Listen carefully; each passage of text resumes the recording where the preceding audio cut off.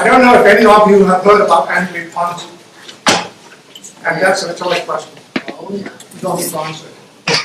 Anyway, last year Andrew asked the question, which was that question: are ecosystem models being used for management?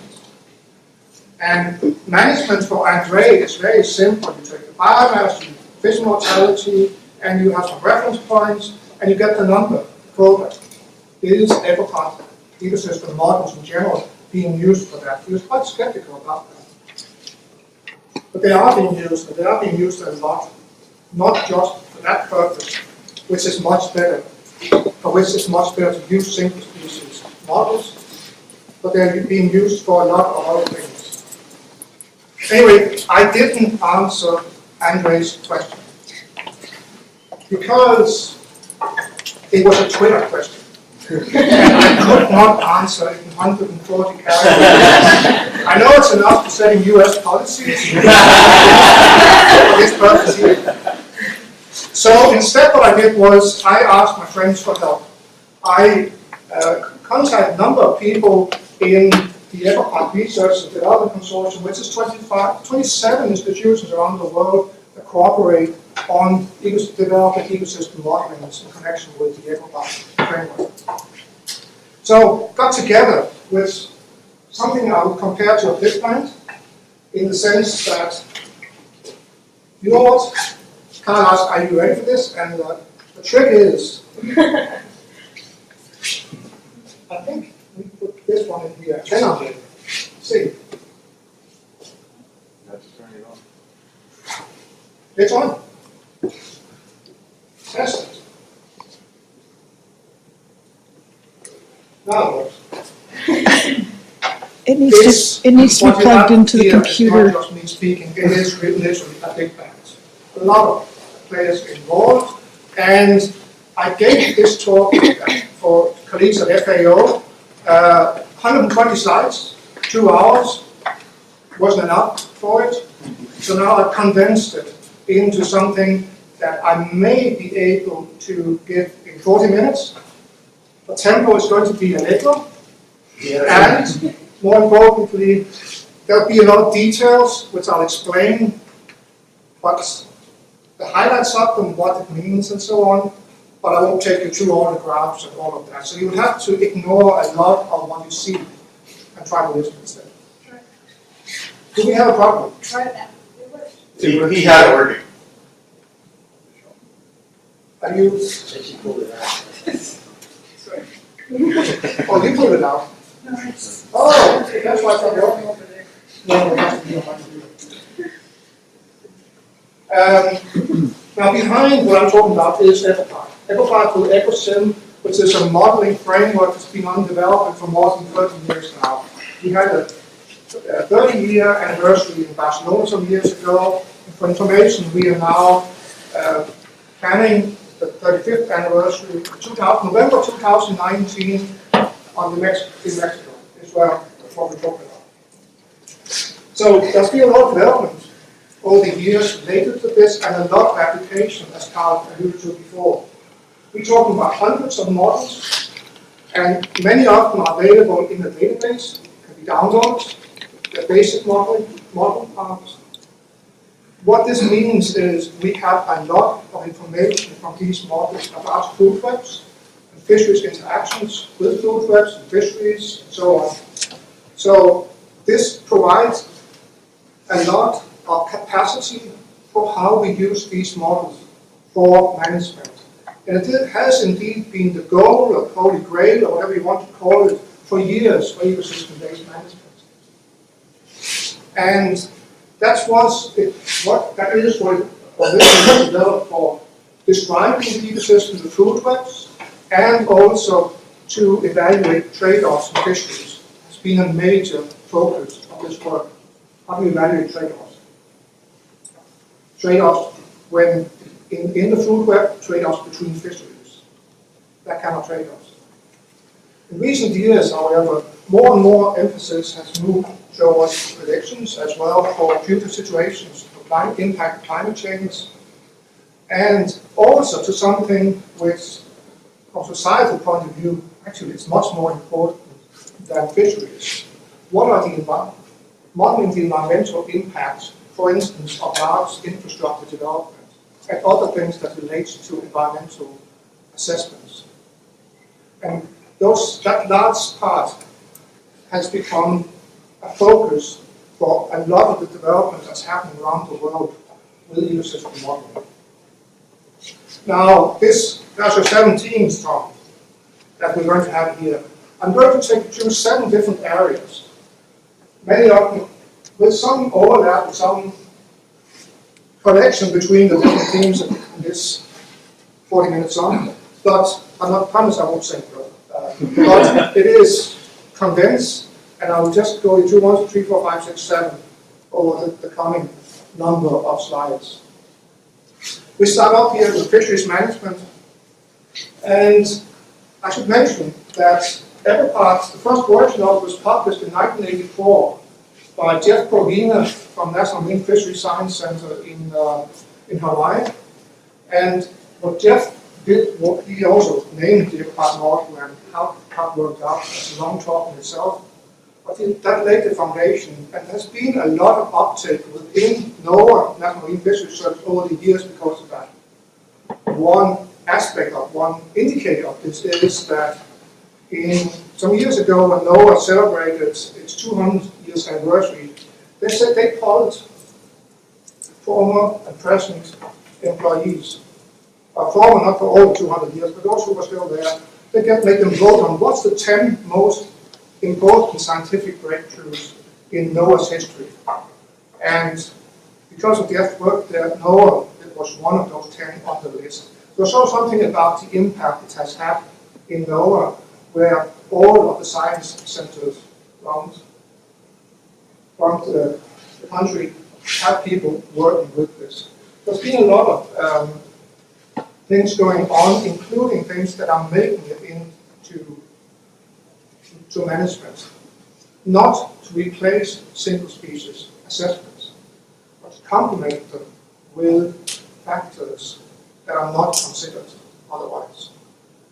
And also because in some cases, in all cases, having 2 models to look at a question is far better than just one.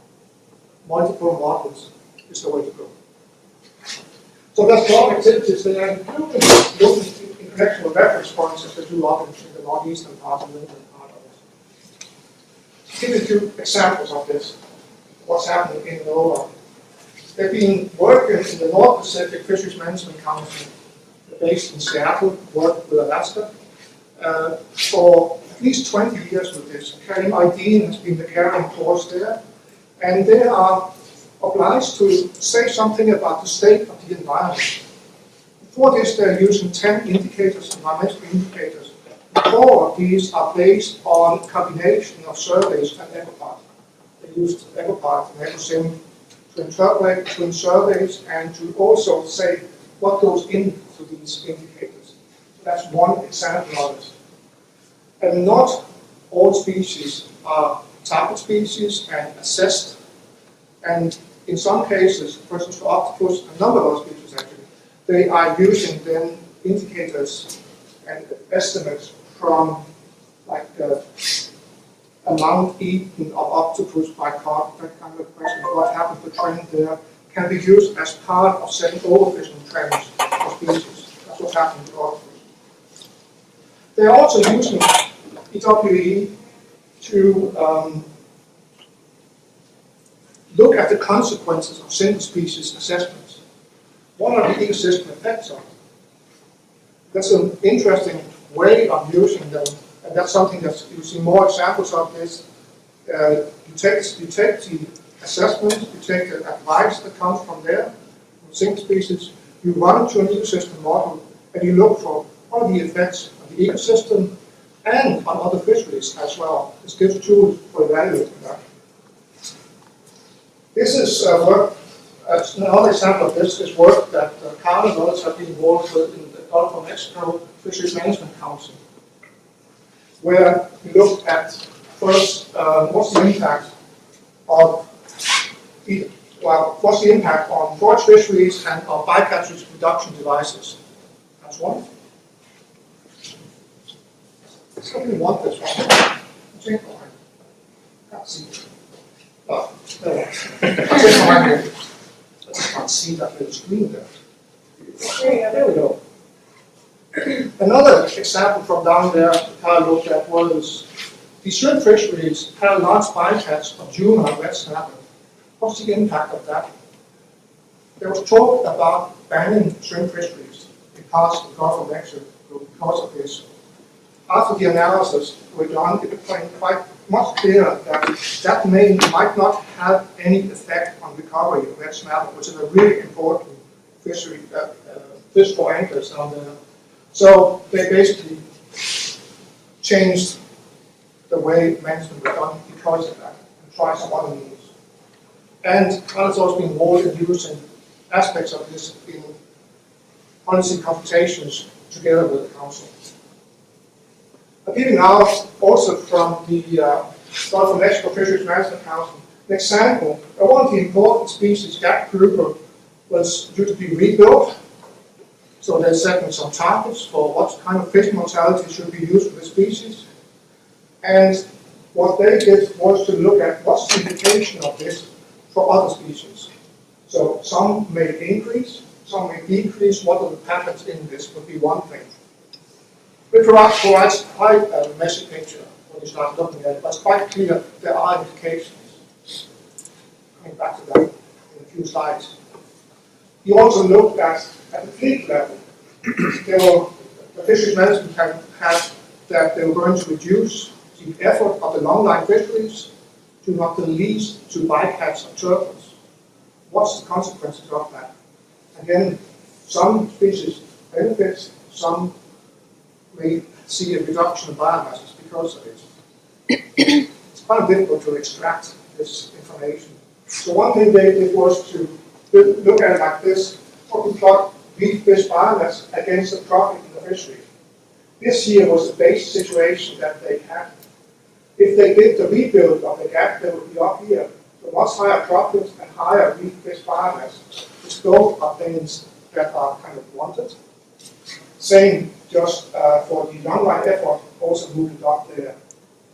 And the key message from this is, compared to the present situation, there may be better ways to be, better places to be by change in fisheries management. So this can give and can be used to give indications for this.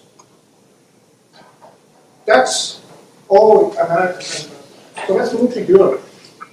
In Europe, fisheries management, the last extent that comes out of the rules eventually passes through scientific, technical, and economic committee for fisheries, an EU body that reports to the European Commission and that get questions for advice from the committee. Now, they're using fishery targets based primarily on single species stock assessments, not incorporating the food web effects.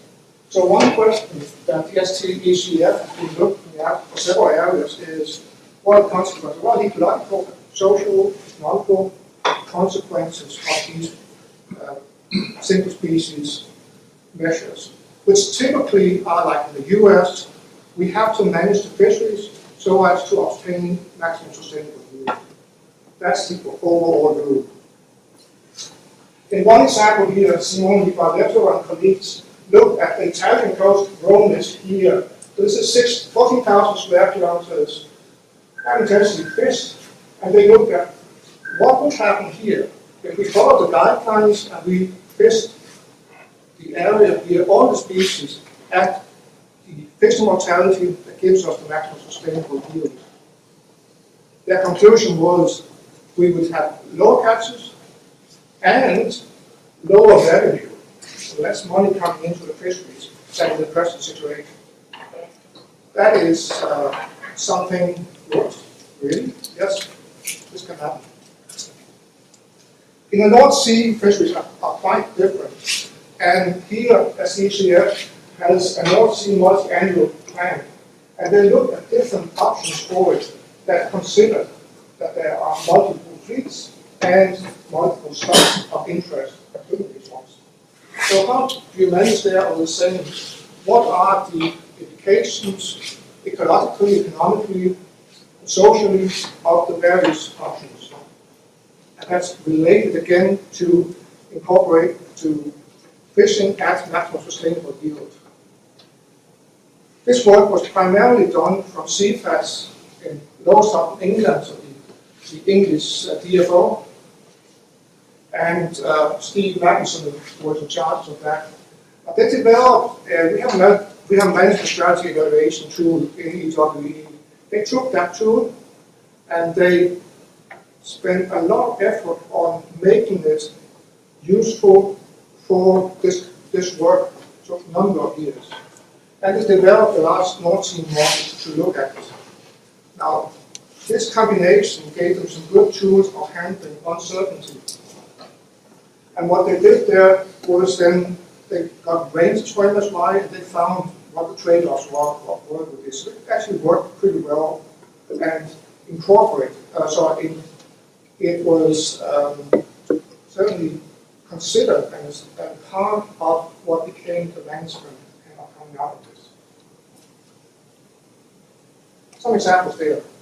Lots of these have to do with reference points. It's an important part of management and also with indicators coming into it. Indeed, my segue here was this work here, the M of this acronym, the MSFD, that's where we're heading now. The EU has something called the Marine Strategy Framework Directive, which is far wider than fisheries, because a lot of this has to do with nutrient runoff and things where we talk many billion dollars. Now, all countries in the European Union are obliged by this objective here, achieve or maintain good environmental status of the EU's marine waters by 2020. That's the target. It's a pretty good target. They may not reach it, but like targets, they set a direction for where they want to go.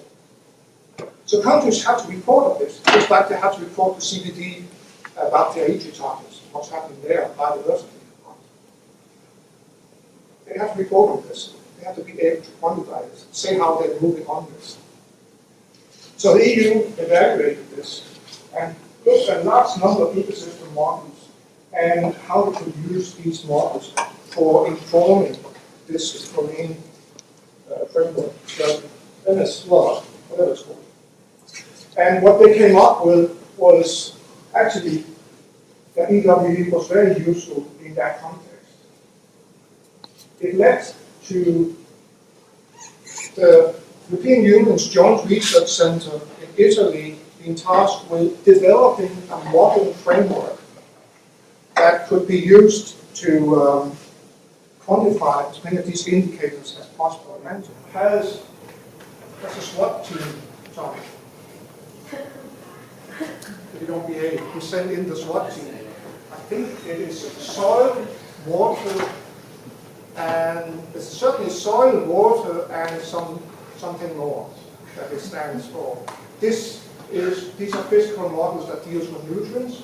You can feed into a model called GETN. GETN is developed by two colleagues who were here all of last week, Carsten Bolting and Jon Bruggemann. It's a physical model like the ROMS model. It's used a lot in Europe. And we also use it, by the way, for the Sally Sea and contextual developments. So that goes into the physical model, biogeochemical model, and then we use EWE, notable space also. Right now, just linked to that, we are working on coupling this modeling to turn it into a more integrated framework. There's quite a number of things happening on this that will certainly impact how management and policy is done in Europe, in the European Union.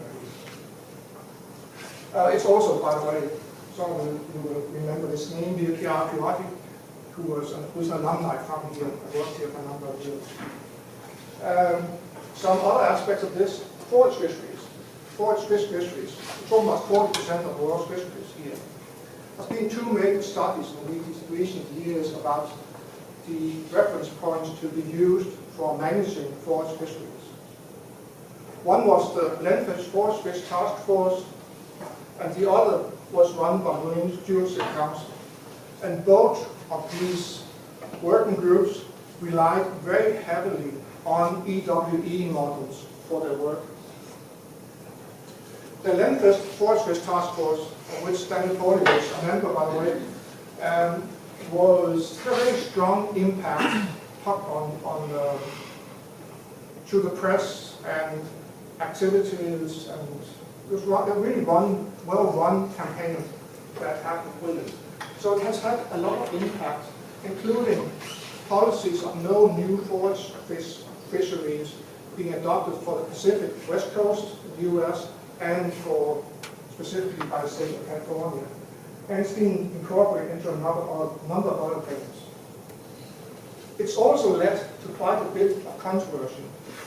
And one aspect of that I was focused on is that they used canned models.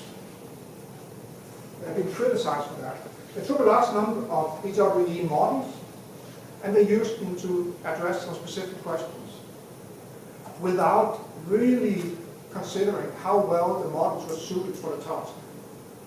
And it should serve as a warning that when you do this kind of bigger studies, really make sure that the components you are using are suitable for the purpose for which they're going to be used.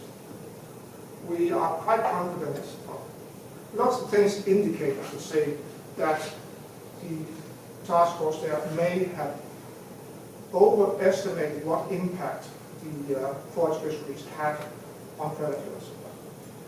That's a very diplomatic way of saying it. Now, for the Stewardship Council, they set some new reference points that was going to be used for forage fisheries, and they were much more stringent than what was used up to this point. Very briefly on fishing regulations here, just mention a study that Martin Coll did for WWF, where they looked at mesh size in the Mediterranean. Now, these are not meter-long fish. These are this size of fish, typical Mediterranean trawl fisheries. Small things, great for bouillabaisse, but we're talking about juveniles. So, introducing squared 40 millimeter mesh size was investigated compared to the existing ones, 40 millimeter. The existing ones were 40 millimeter diameter. You stretch them, nothing can come out. Square mesh size, something can come out. What's the implications of that? They found, well, actually it might work pretty well. And this was part of the reason why this was introduced, this measure was introduced from the Mediterranean. Now the EU has gone further, and the EU common fishery policy used to be a joke. It's now becoming quite serious in the way it manages fisheries. But they have also set up a landing obligation. What's the impact of requiring all countries, all fisheries to land everything they catch? So there's been a number of studies funded by the EU to look at this. One here is in Italy, where they, up in the Gulf of Trieste, this is northeastern Italy, Slovenia, is over there, Croatia. They looked at these fisheries where the fish landings were 7,000 tons, the discards also about 7,000 tons. So what would happen if they had to land all of this? Their finding was landings would go up, average prices would go down, and the overall revenue from the fishery would go down, which means profit would disappear as costs would increase quite a lot with this having to handle so much more fish. So that was a warning bell, especially in a system like this, there are no quotas. This probably would not work. There are other studies away, also funded by the EU in Vizcaya, again using EWE, and similar in Portugal, they're looking at, and in a number of other places. These are the ones where people told me that they were doing it and they were using EWE for it. Fourth theme is about food web effects. And this could be, this is at the core of the food web model in EWE. So I could say quite a lot about that. Therefore, I'll just give you one example. It's the one that deals with something really controversial in it. There are study objects everywhere because of the interactions with fisheries. In Chile, Simon Nicoletti was tasked by evaluating a ban on culling of sea lions. What impact does it have on the fishery? He did that studying the food web model, and the outcome of this was it doesn't seem that there is any benefit to the fisheries from stopping that ban there, from opening, for culling again. On the contrary, because of complex interactions in the food web, and this led to a decision to maintain the ban on culling sea lions for another 5 years.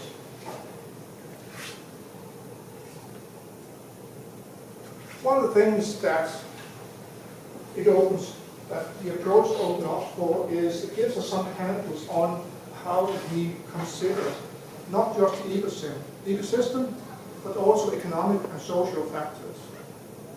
And to that effect, we have incorporated we call a value chain that follows the fish from the landing site to the eventual consumer somewhere. And the most data-intensive study of this is one that Santiago conducted together with especially Juan Carlos Ryder, who will be here all of next week, by the way. If you're interested in Peru, we have a Peru workshop where she is, and also Patricia Mailuk, who's the head of Oceania in Peru, will be here all next week, second with Carl and meeting up, and Santiago, and others. In the brackets. In this study here, they meticulously follow the fish from the landing site, trucks, to wherever it ended up next in the distribution area. Santiago has a lot of pictures, so what do you call them? Market? The big market there. The big markets, yeah. And then on to restaurants or consumers, or we evaluate that in this case for the whole fishery sector, all aspects of it. And in the group, everything is anthropometric. That's what matters. That's what all the concerns about. That's why the management is. That's why the research is. Now this study here says no, it's seafood that rules the day. We had 2/3 of all, roughly 69% of the revenue in the fishery sector came from the things we eat, not from anthropometric. And the vast proportion of employment was in that sector as well. 87% was with seafood, only 13% in the anthropometric sector. So this really opened eyes for the importance of the rest of the fishery sector and for maintaining that. That's where money is, that's where jobs are. And Charetta is the foundation for a lot of this, but we really have to consider the rest of it. That's Santiago's PhD work, by the way. We just started on it. Now, a very different example is something that Tim Dahl and William and colleagues in England and Stockholm, Sweden did some years ago in Kenya, which integrated with a local population. Built a modeling complex, which included EWE, and this led to a tool for decision makers, but it also inspired the local community to establish some beach management units. And this was focused on some taboos and trade-offs. I don't know too much about it, but how I interpret this, you can use this tool to say, what do you want to increase profits? What are the implications for the ecosystem, for food production, and what should we do with the gears in that case? Or if you want to get a better ecological status or more food, what would the implications be? Now this leads to trade-offs, and these trade-offs are the things, in this case, will be discussed in the communities. One interesting example of this. Which brings us to spatial management. This area is really a focus of a lot of the development in EcoWe, builds on spatial questions, various kinds. Now, I'll just show you one example of work done on spatial issues. This is work done in the Gulf of Carpentaria, a CSIRO. Gulf of Carpentaria is up in the northern part, tropical part of Australia. There's a big prawn fishery there. They looked, these colleagues, at options for closing part of the area, patterns for closing it. So they tried different closing packages and different scenarios for how to regulate effort and closures in this system. And presented this to a traffic path system like this, where for each of these you have red being the least desired and green the most desired outcome. And in the ideal world, when you do such a scenario comparison between different options, but of course what you hope for is to have this green light all the way through here. That's obviously not the case here when they look at some of the key indicators or performance measures that are of interest for managing this system. But this highlights the trade-offs. And as such, can be used and is being used, this framework, for setting direction for it. How do you make this operational? That's what they're using it for. How do you make these approach operational? What are the trade-offs involved in that? That's what it's good for.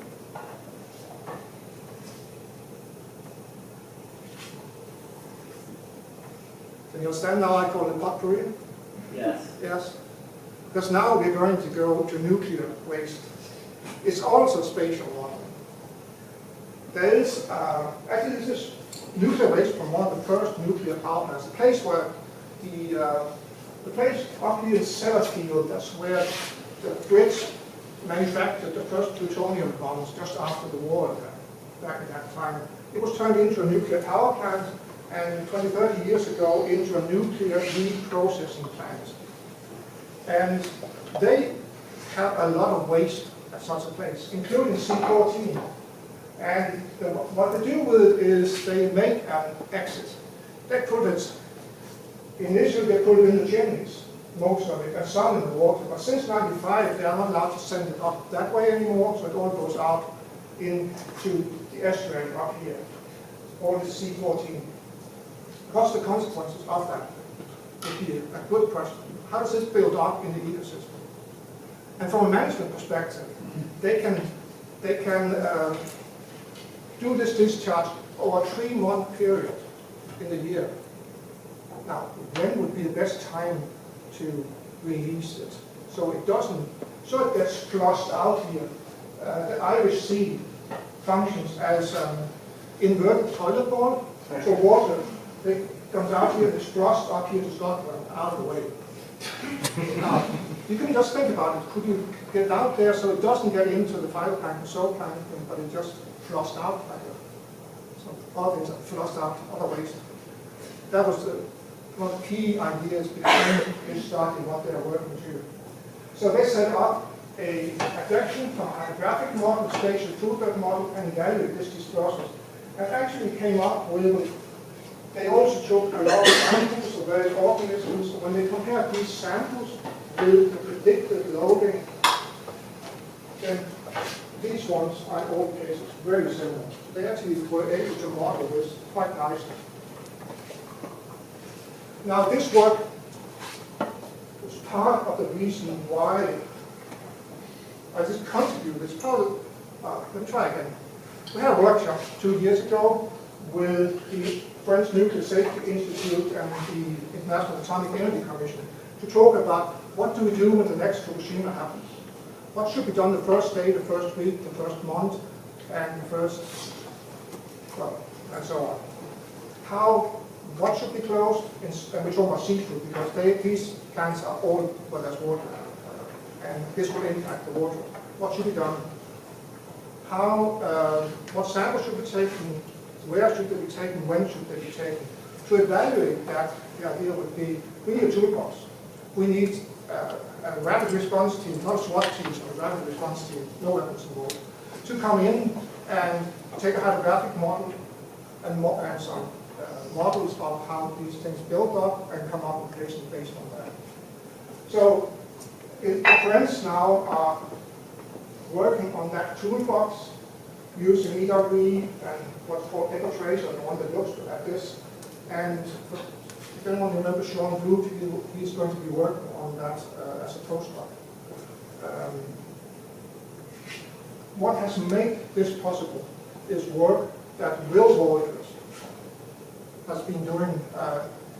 Will Walters, which is, some of you may have heard him named as Carl's number 2. That's what Carl calls him. He's a nuclear faculty, nuclear engineering faculty at Penn State, and he's been working with us on these models. And certainly a publication coming out about that now. But this is the work that facilitates, that makes us confident that we can go in to contribute to that toolbox. 7, the last one deals with environmental impacts. The Ecopath Consortium board discussed this a couple of years ago, and there was a general agreement that this is where we really need to focus a lot of the development in EWE. I'll give you some examples of what happened there. One is down in Louisiana, where the Mississippi River used to come out with 400 million tons of sediments every year. That's down to 150 million tons now. So 250 million tons of sediment are not being deposited down here anymore. That's part of the reason why Louisiana is always, and New Orleans are always in the headlines for that is what we're trying to do. But it also has implications it has a lot of implications for land use here. So what here the Army Corps of Engineers and others did was to look at potential remedies here on having some dispersals from the main channel, letting water out. What's the ecological consequences of that? So that's what Kim DeMutzer and others looked at. Our spatial models indicate, trying to come up with what happens to all the various groups in the ecosystem.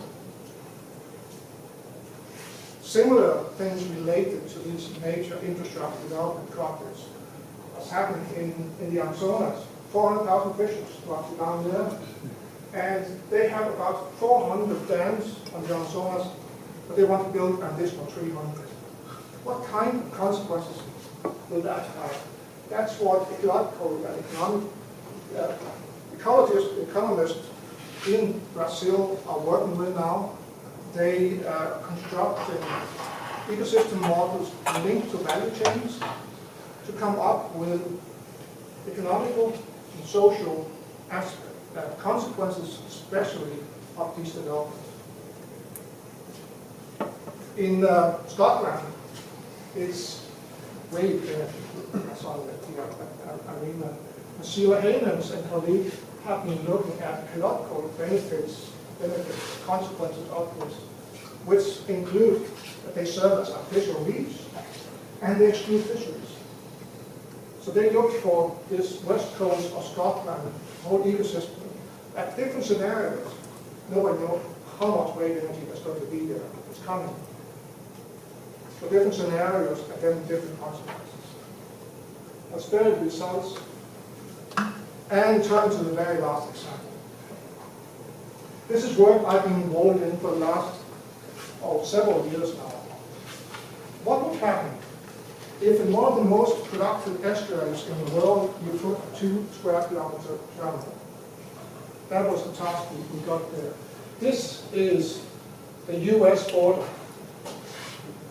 So Washington, you take the ferry over to Victoria Island is here.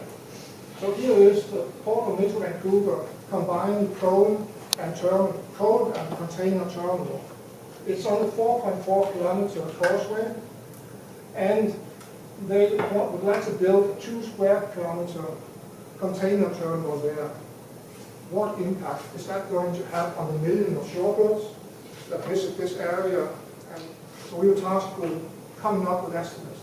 And task in this case here relates to the environmental policy that was in place at the time, which was no net loss. So net loss for species had to be accommodated, made up for by building habitats elsewhere to make up for it. How much compensation had to be done? That was one big question that we were asked. What we did was, again, big ecosystem model spatial, and we look at distributions of all the various species and make the assumption the species are where they are because they like to be where they are. That sounds circular, doesn't it? Well, there might be some environmental conditions that determines this.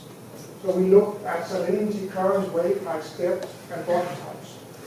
How that impacted those distributions, how it correlates with distributions, assuming that before and after correlations would be the same.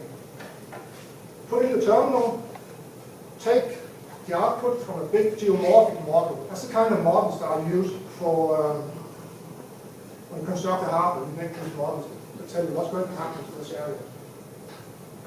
And out of this comes then predictions for all the various groups for if we don't build a terminal, if we build, and the difference. And the difference has to be made up for. So EWE was used here as one of a number of models to address the various species and groups, what is going to happen to them. And this is now for federal impact assessment as part of a 5-year process or something like that. The panel is working on preparation of the hearings in the early of next year. And that's it, folks. Thank you all for listening, and thank you not the least to my band here.